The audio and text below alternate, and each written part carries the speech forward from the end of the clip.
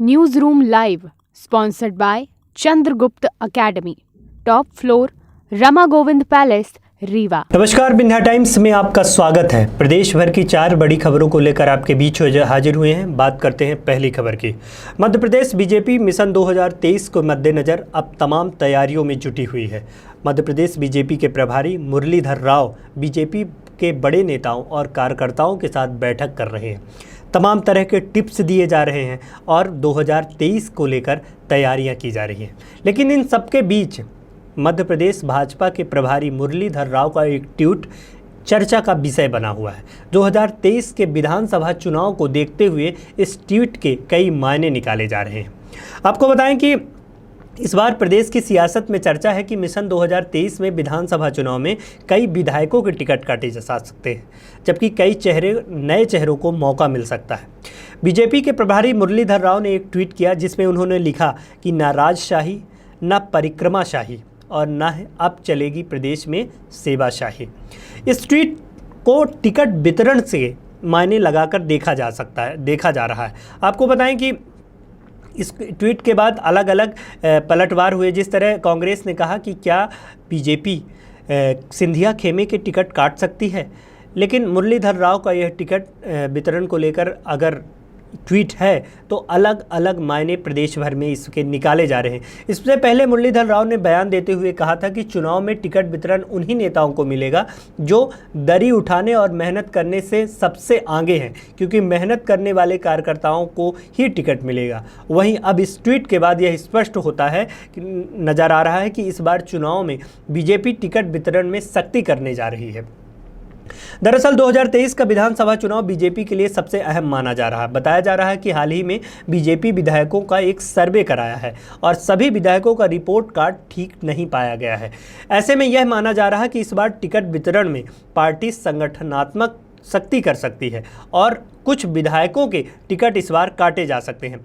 खास बात यह है कि मुरलीधर राव के इस बयान पर प्रदेश अध्यक्ष बीजी शर्मा ने भी सहमति जताई है।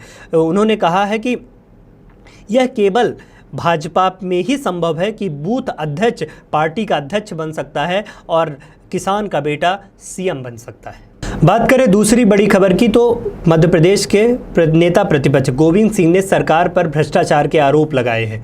उन्होंने कहा कि सरकार तमाम तरह के ये जो वादे कर रही है उसमें भ्रष्टाचार की बू आती है। हाल ही में सरकार ने आदेश एक जारी किया था जिसमें कहा गया कि आईएएस, आईपीएस और आईएफएस अधिकारियों के खिलाफ जांच शुरू करने से पहले सीएम की अनुमति लेना अब जरूरी होगा। अब सरकार ने इस आदेश पर विपक्ष के निशाना साधते हुए कहा है कि नेता प्रतिपक्ष गोविंद सिंह ने इस पर सरकार पर गंभीर आरोप लगाए। गोविंद सिंह ने कहा कि धारा ए जोड़ने पर भ्रष्टाचारियों को बढ़ावा देने का काम राज्य सरकार द्वारा किया जा रहा है। गोविंद सिंह ने आरोप लगाते हुए कहा कि सरकार द्वारा ईओडब्ल्यू और लोकायुक्त की उपयोगिता खत्म करने का प्रयास किया जा रहा है। आईएएस, आईपीएस और आईएफएस अधिकारियों पर सीधे कार्रवाई न होने के लिए धारा 17A जोड़ी गई है। नेता प्रतिपक्ष ने कहा कि बिना मुख्यमंत्री की अनुमति के भ्रष्टाचार अधिकारियों को, जो भ्रष्ट अधिकारी हैं, उन पर एफआईआर भी दर्ज नहीं हो सकेगी। नेता प्रतिपक्ष ने तंज कसते हुए कहा कि एजेंसियों पर अब ताला लगा दिया जाएगा।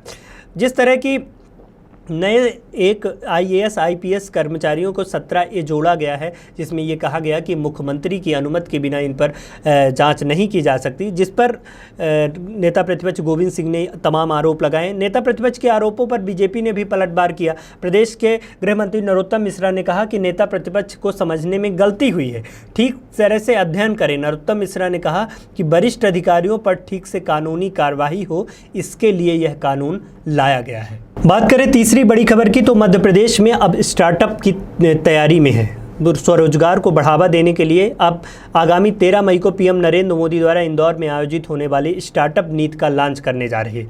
आपको बताएं कि किसी भी देश की इकोनॉमिक्स को प्रभाव को जानना है तो उस देश की शुरू होने वाली स्टार्टअप को बारे में जानना बहुत ज़रूरी होता है। भारत भी तेज़ी से स्टार्टअप की संख्या बढ़ा रही है। जिस तरह देशों में देश के अन्य शहरों में स्टार्टअप कल्चर विकसित हो रहा है, इसमें मध्य प्रदेश के भी 2 शहर शामिल शामिल है।